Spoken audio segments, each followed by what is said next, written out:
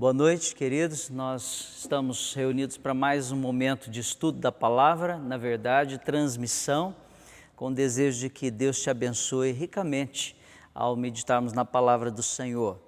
Nós queremos abrir para esse momento a palavra de Deus em Efésios, capítulo de número 4, versículo de número 26. Efésios 4, 26, diz assim a palavra do Senhor: irai-vos e não pequeis, não se ponha o sol sobre a vossa ira.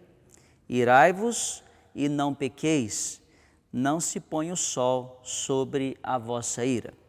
Que o Senhor nos abençoe ao meditarmos em sua palavra.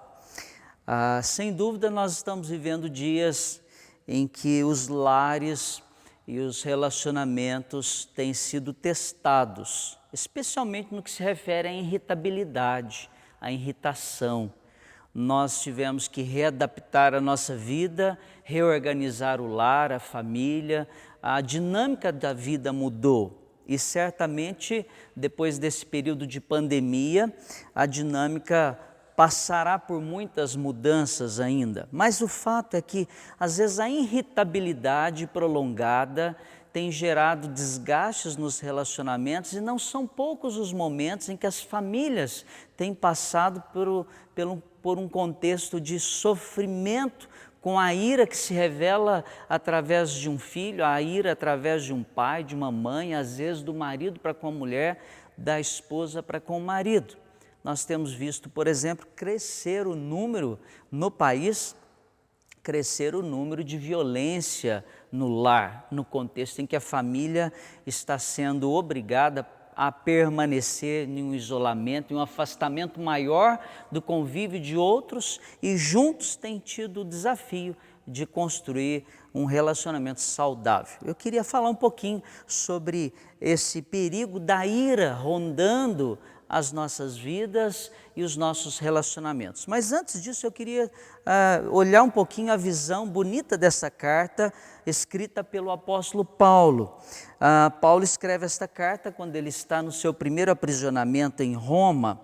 Ele escreve aos crentes ali da igreja em Éfeso e hoje a atual Turquia, a região da atual Turquia, e nesta carta o apóstolo Paulo inspira aqueles irmãos a pensarem em si, mas numa perspectiva de vidas que estão sendo controladas e conduzidas pela presença de Cristo. Paulo inspira aquela igreja a pensar de si mesmos como vidas que estão alicerçadas em Cristo, vivendo uma nova realidade, um novo tempo, um novo momento, com vestes novas, deixando as vestes antigas para trás. Então, o apóstolo Paulo nesta carta nos ajuda a perceber a nova identidade que nós temos em Cristo. Esta nova identidade que vai transformando a nossa maneira de ser, a nossa maneira de pensar, a nossa maneira de agir e a nossa maneira de reagir. E desta forma, o apóstolo Paulo apresenta um cuidado muito especial com a espiritualidade e o testemunho daqueles que estavam vivendo uma nova vida em Cristo Jesus. O Deus eterno e soberano, que revelou-se em Cristo Jesus na história da humanidade, trouxe para nós o seu plano eterno de redenção do homem pecador, que uma vez perdoado, uma vez resgatado, reconciliado com Deus, tornado justo diante de Deus, vive uma nova vida, uma nova realidade, um novo padrão de vida, um novo padrão de comportamento. Paulo escreve aqui aos homens, às mulheres, ele direciona a palavra aos senhores, aos servos, ele direciona a palavra àqueles que estavam no contexto da igreja sendo desafiados a viver em novidade de vida, marido e mulher, servos e senhores, patrões e empregados, enfim. O alvo do apóstolo Paulo é levar os cristãos ali naquela igreja a perceber que a vida precisa ser marcada, a vida cristã, por um amadurecimento espiritual, em que a nossa humanidade revele cada vez mais a pessoa de Cristo, a identidade de Cristo. A vida de Cristo precisa ser revelada em nós. Uma vez que nós somos salvos em Cristo Jesus, pertencemos à família da fé, somos ordenados a revelar Jesus Cristo em nossas vidas. Os valores que revelamos em nossas vidas precisam ser os valores que vêm do alto dos céus para as nossas vidas. Então a gente olha para esses capítulos e você percebe aqui no versículo que nós lemos, inserido no capítulo 4, que a partir do capítulo 4, o apóstolo Paulo apresenta características de nossa nova caminhada em Cristo Jesus. São instruções práticas de como nós devemos viver a vida com Cristo, em Cristo, alicerçada em Cristo. Capítulo 4 vai nos falando do versículo 1 até o versículo 16 sobre a unidade que deve haver na vida da igreja, mesmo em meio à diversidade. No capítulo 4, 17, versículo 17 até o versículo 24, nós temos a expressão do chamado da santidade cristã. Nós temos uma nova mente em Cristo Jesus e somos chamados para uma caminhada em novidade de vida. É o que diz o versículo 25 até o versículo capítulo 5, versículo de número 17. Então você tem do capítulo 4, passando pelo capítulo 5 e chegando até o capítulo 6 no final, esta expressão de uma chamada a que vivamos uma vida cujo procedimento, cujas atitudes, cujo comportamento revele uma santidade de vida. Essa santidade que só é possível com uma vida cheia do Espírito Santo. Por isso Paulo vai dizer no capítulo 5, versículo de número 18, enchei-vos do Espírito. Este enchimento que é revelado nas atitudes que temos em nossa família. O apóstolo Paulo vai falar sobre o lar cristão, relacionamento entre marido e mulher. Ele vai falar no capítulo 6 sobre o relacionamento entre os filhos e os pais, a maneira como os filhos devem tratar os pais devem tratar os filhos. Ele vai falar sobre esse relacionamento entre servos e senhores e o nosso relacionamento também com o próprio Deus, numa atitude de louvor, de adoração e numa atitude de busca, de revestimento de tudo aquilo que Deus já nos concede para vivermos a vida que Ele quer que vivamos. É o que nós temos da armadura de Deus. Se você e eu nos revestirmos desta armadura que está no capítulo 6 e sermos fortalecidos na força que vem de Deus, nós podemos construir relacionamentos saudáveis e termos atitudes coerentes com a vida que nós temos nova em Cristo Jesus. Então, o capítulo 4, voltando aqui ao capítulo 4, no versículo 26, você olha o versículo 25 e a partir do versículo 25, nós temos estas exortações daquilo que deveria ser deixado de lado e a nova atitude que os cristãos deveriam assumir a partir desta nova vida em Cristo. Por isso, deixando a mentira, fale cada um a verdade com o seu próximo. Olha, deixe a mentira e fale a verdade. O versículo de número 26, nós vamos voltar a ele já, mas veja o versículo de número 28. Aquele que furtava, não furte mais, antes trabalhe com as próprias mãos, fazendo o que é bom, para que tenha como acudir ao necessitado. Olha que coisa! Aquele que furtava, aquele que fazia o mal ao seu próximo, ao seu semelhante, agora em Cristo faz com as próprias mãos aquilo que é bom, ao ponto de ter condições não só de viver dignamente e de também abençoar o seu próximo. Antes, lesava, antes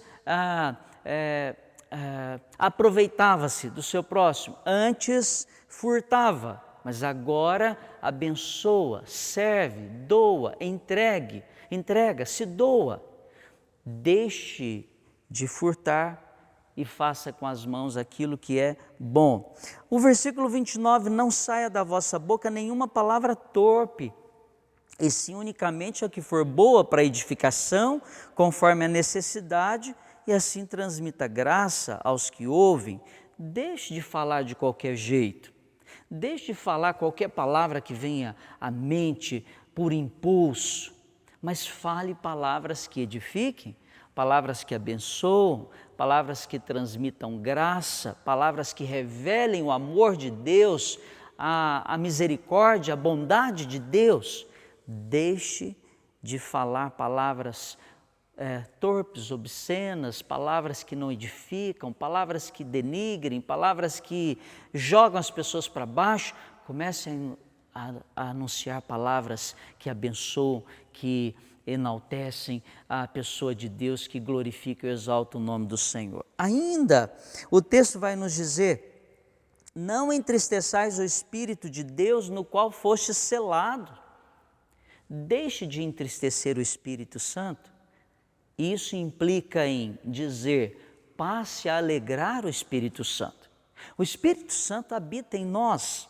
E essa habitação é tão especial porque Deus escolheu fazer de nós a sua habitação, a sua morada, que Ele sente o que sentimos, Ele sente aquilo que nós estamos passando a cada momento, e Ele se entristece quando nós agimos em contradição com aquilo que cremos, quando nós agimos em contradição com aquilo que pregamos, quando nós agimos em contradição com aquilo que é a vontade de Deus. Então Ele se entristece. Ele habita o teu coração, Ele habita a minha vida. Por isso que nós somos levados a refletir e a pensar quando erramos e falhamos, porque o Espírito de Deus que habita em nós se entristece por nós, se entristece conosco e nos provoca a reflexão. A tristeza do Senhor no nosso coração leva-nos a essa reflexão. Eu estou errado, o que é que eu estou fazendo, o que é que eu preciso mudar?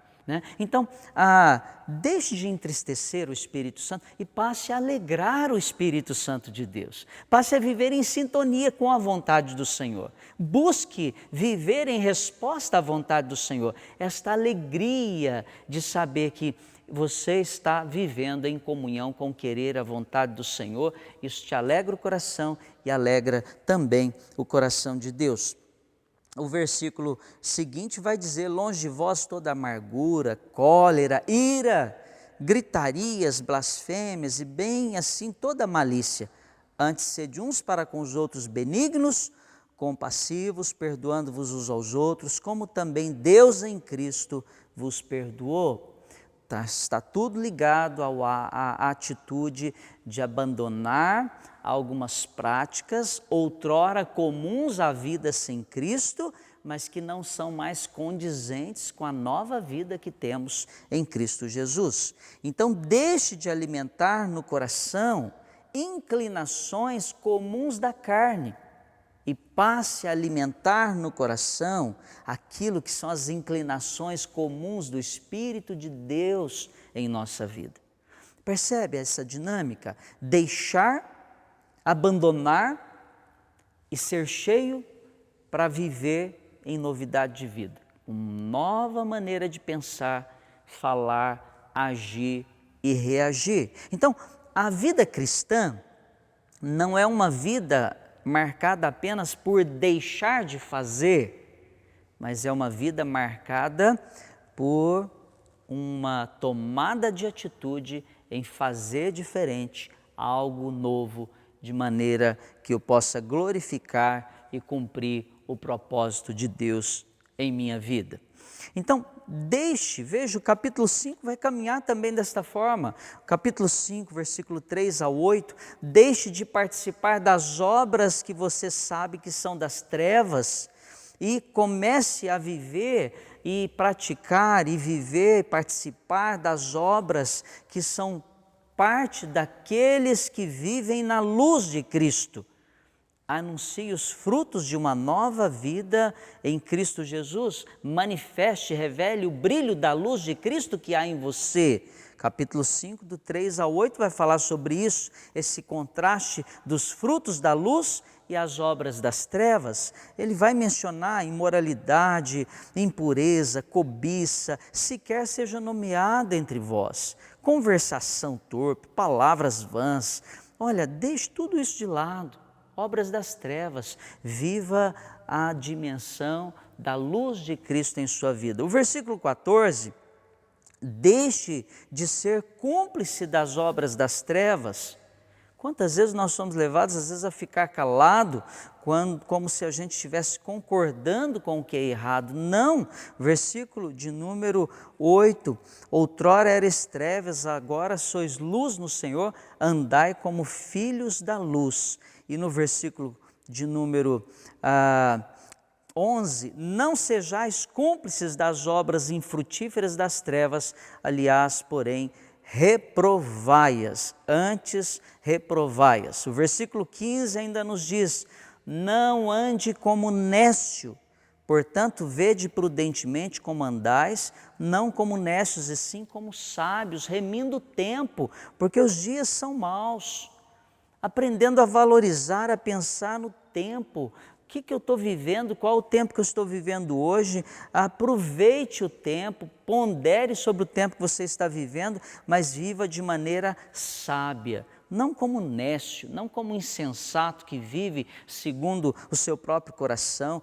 Não se torne um insensato, mas procure ser sábio, procure compreender a vontade de Deus, procure compreender o tempo de Deus, o tempo oportuno hoje, para que você viva segundo o querer, a vontade de Deus. Aí o versículo 18, enchei-vos do Espírito, não vos embriagueis com vinho, no qual há dissolução, mas enchei-vos do Espírito. É nesse Espírito, é na dependência desse Espírito, que nós podemos construir o que vem pela frente aí no relato de Paulo, na orientação de Paulo à igreja em Éfeso, o lar construído com marido e mulher vivendo segundo o chamado de Deus, os filhos, o relacionamento entre servos e senhores, patrões e empregados, enfim. Como é que a gente pode viver esse mundo, construir os nossos relacionamentos cheios do Espírito Santo, revestidos do Espírito Santo, capacitados pelo Espírito Santo, e ainda Paulo vai dizer, resistindo à luta, resistindo ao diabo, melhor dizendo, e revestidos de toda a armadura de Deus, para podermos triunfar em meio a toda e qualquer situação e mesmo enfrentando o dia mau. Bom, eu passei nessa visão geral desse contexto da carta para mostrar a preocupação do apóstolo Paulo de que a gente tenha uma vida que faça diferença, uma vida cujas atitudes revelem que a gente é diferente. Mas a gente tem que admitir que a gente é cheio de falhas. Nós somos cheios de limitações, de erros, e às vezes nós permitimos que algumas coisas permaneçam em nós. O desejo meu ao pensar nesse versículo, voltando ao versículo 26, sobre a ira, e que tem me preocupado nesses dias, como a gente conversa com as pessoas e toma conhecimento do desgaste, da irritação, da ira que às vezes domina o coração e o perigo que ronda as nossas vidas por causa de atitudes, ações e reações com cólera, com ira, e isso gera todo um transtorno nos relacionamentos. Veja que a ira pode ser desencadeada no contexto do lar, marido e mulher, pais e filhos. Por isso Paulo vai dizer, pais, não provoquem a ira aos filhos, né? Às vezes o pai fica instigando e provocando, tem que tomar o cuidado devido. Os filhos, né? Patrões e empregados. Então, a ira pode se revelar em diversas situações, em diversos ambientes, em diversas ocasiões. Então, eu queria pegar no versículo 26 aqui algumas dicas para nosso estudo práticas. Irai-vos e não pequeis, não se põe o sol sobre a vossa ira. Primeiro, então, quero dizer que é possível irar e não pecar.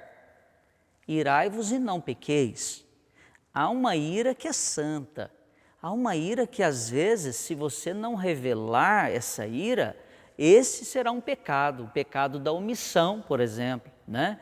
Mas nós podemos ficar irados e não pecarmos, por exemplo, quando nós ficamos irados com a injustiça, quando nós ficamos irados com o nome de Deus sendo desonrado, quando nós ficamos irados com aquilo que acontece de injusto na vida das pessoas à nossa volta.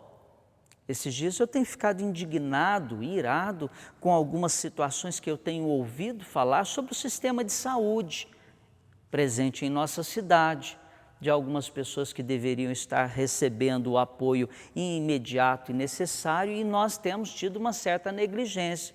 Não vou entrar em detalhes, mas eu tenho ficado indignado e disse à junta diaconal que vou entrar em contato com alguns setores necessários para saber o que pode ser feito. Mas eu não posso permitir que a ira, ainda que ela seja diante de Deus aprovada, ela gere dentro do meu coração um incômodo tão grande que seja prolongado e me tire a paz e a quietude de espírito. Então, você pode passar por alguns momentos de ira sem que você esteja pecando. O Salmo de número 4, versículo 4, nos diz algo muito interessante. Salmo de número 4, versículo 4, nos convida, antes de dormir, avaliar aquilo que foi o nosso dia. Irai-vos e não pequeis. Consultai no travesseiro o coração e sossegai. Olha que coisa, antes de dormir, se antes de dormir você consultar no travesseiro, ali, colocar a sua cabeça no travesseiro e consultar, como é que foi o meu dia? O que é que eu fiz hoje? Como é que foram as atitudes? A ideia aqui é, tente colocar em ordem o seu dia antes de dormir. Se é possível, trate as coisas antes de dormir. Por isso que Paulo vai dizer, não se põe o sol sobre a vossa ira, porque é possível resolver algumas questões ainda enquanto é dia, para que você tenha um sono de paz, um sono tranquilo, um sono renovador. É tão ruim quando a gente dorme com uma pendência, com uma coisa incomodando a mente, o coração, com um relacionamento que não foi tratado, marido, esposa, pais e filhos. Simplesmente a gente não descansa, a gente não dorme, não é verdade? Você já deve ter passado por alguma situação semelhante. Então, é possível a gente irar e não pecar quando essa ira está associada à nossa indignação contra a injustiça, contra o próprio pecado. O próprio Deus se ira contra aquilo que é a perversidade do ímpio aqui na terra. Então, é possível. Mas a gente não pode permitir que essa ira, ainda que não seja pecaminosa, permaneça alojada no nosso coração. É preciso consultar no travesseiro e perceber o que eu fiz de errado, o que eu falei de errado, o que eu senti e estou sentindo ainda e que eu preciso colocar em ordem. Às vezes, não se põe o sol sobre a vossa ira, às vezes esse tempo não é literalmente o final de um dia para o início de um outro dia. Às vezes essa ira, por causa da nossa condição de fraqueza humana, às vezes ela dura um pouco mais, ela nos faz um mal. Às vezes nós não conseguimos resolver tudo num dia só. Aí a gente vai para Eclesiastes 3, que diz que tudo tem um tempo certo, não é? Há tempo de calar, há tempo de falar, há tempo de abraçar, há tempo de afastar-se de abraçar. Você buscando em Deus, você vai ter o discernimento para o momento certo, para tratar as situações, para tratar questões mal resolvidas, mal tratadas, mal solucionadas, para que a ira não permaneça no teu coração e você não se encha de cólera e venha manifestar isso nos seus relacionamentos, no seu dia a dia. Quando a ira é pecaminosa, você vai saber, ela nos faz mal e ela precisa ser marcada por um reconhecimento nosso de que estamos pecando e nós precisamos pedir perdão ao Senhor. Quando a ira é pecaminosa, ela é carregada de raiva, de ódio, de desejo de vingança, de fazer justiça com as próprias mãos, de desejar o mal para o outro. Olha, cuidado! A ira pecaminosa, ela é perturbadora, ela remove a paz do nosso coração e ela causa estragos. Muitas vezes nós vemos as pessoas tentando fazer justiça com as próprias mãos. Paulo, escrevendo aos Romanos, vai dizer: não vos vingueis a vós mesmos, amados, mas dai lugar à ira de Deus, porque está escrito: a mim me pertence a vingança e eu retribuirei, diz o Senhor. Quando você não conseguir resolver a situação e você não consegue, fica irado, indignado, entrega para Deus. Confia que Ele está no controle de todas as coisas. Não alimente no seu coração aquilo que vai te tirar a paz, a tranquilidade, a serenidade. Sabe por quê? Você fica irado com uma situação e permite que essa ira pecaminosa fique alojada no seu coração, e você vai fazer isso fluir dos seus lábios a qualquer momento, com pessoas que não têm nada a ver com a sua ira, em ambientes que não tem nada a ver com a ira que você aloja no coração, mas aquilo vai estar borbulhando dentro de você, e isso faz mal, afeta a sua comunhão com Deus, afeta a sua comunhão na sua família, no seu lar. Via de regra, as agressões que nós temos visto nos dias de hoje, o acúmulo de denúncias, nesse contexto em que as famílias estão mais próximas, via de regra você vai perceber que as situações são causadas por questões muito pequenas, e você diz: mas por quê? Tamanho transtorno por uma situação tão pequena. É que é aquela história, a ponta do iceberg, né?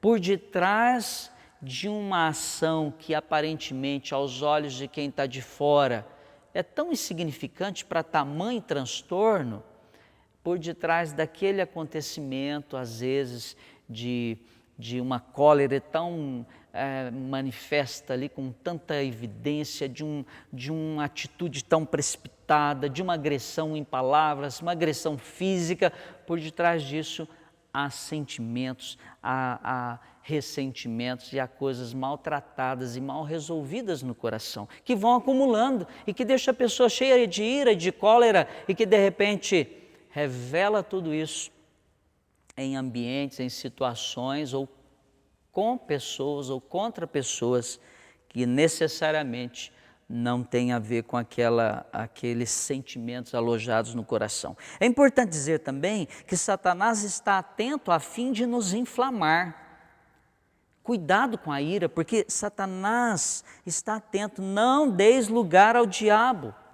A ira é uma brecha muito grande para que o diabo nos tente a cair, a vacilar, a tropeçar. Os nossos corações podem ser ali invadidos, influenciados pela artimanha de Satanás. Então tome cuidado. As situações que nos levam à ira têm um propósito de Deus: gerar em nós a oportunidade de crescimento espiritual para sermos semelhante ao seu Filho Jesus Cristo. Veja que Jesus é o exemplo máximo para a tua vida, para a minha vida. Ele habita em nós e Ele quer gerar essa nova vida em nós. Mas Jesus também se irritou. Jesus ficou irado por 2 momentos, quando Ele expulsa todos aqueles comerciantes do templo, derrubando tudo.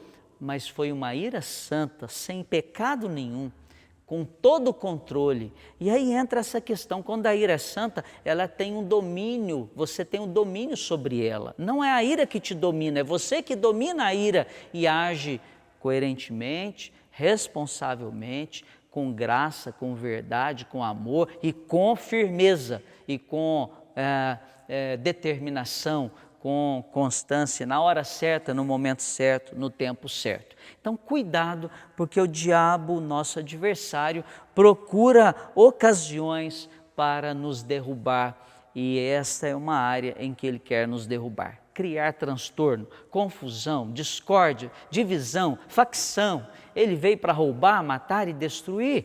Quero caminhar já para finalizar o nosso estudo nesta noite, a nossa reflexão, trazendo ainda algumas afirmações ou desafios para você. Não deixe para amanhã o que você pode resolver hoje. Não deixe.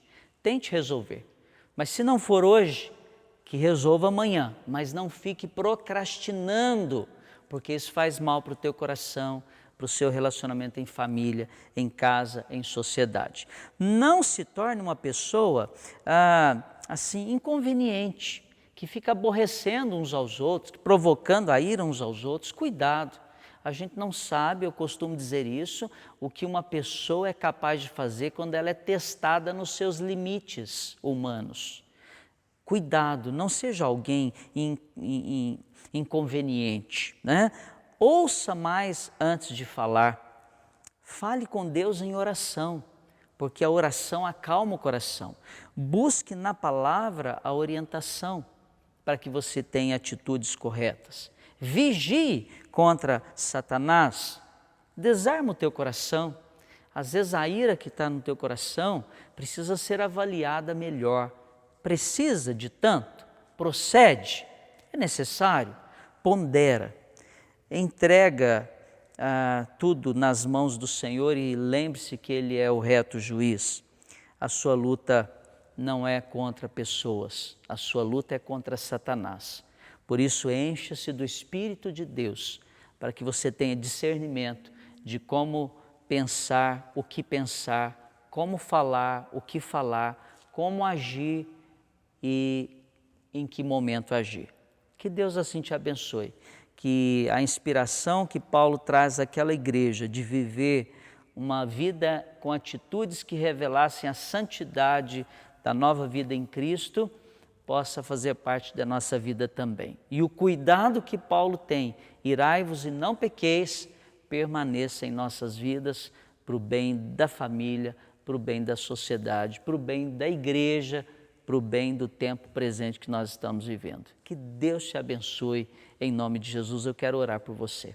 Querido Deus, em tempos de desgaste, de cansaço, de aflição, de irritabilidade das pessoas, umas com as outras, com o contexto, com as situações, com o país, com a sociedade. Ó Pai, em nome de Jesus, nós oramos clamando que o Teu Espírito abençoe cada lar, cada família, cada vida que nos assiste nesse momento ou que nos ouve nesse momento. Nós oramos para que o Teu Espírito possa trazer a cada coração o discernimento, a sabedoria para poder viver de acordo com a Tua palavra e com a Tua vontade. Acalma os corações. Ó Espírito Santo, traz domínio próprio a cada coração, para que neste fruto da Tua presença em nossas vidas, o domínio próprio possa prevalecer em cada lar, em cada família, e a ira que às vezes se revela e se manifesta não venha dominar os nossos corações. Abençoa a cada um dos queridos nesse momento que nos assiste, a nossa oração, em nome de Jesus. Amém, Senhor. Amém. Deus te abençoe abundantemente, em nome de Jesus.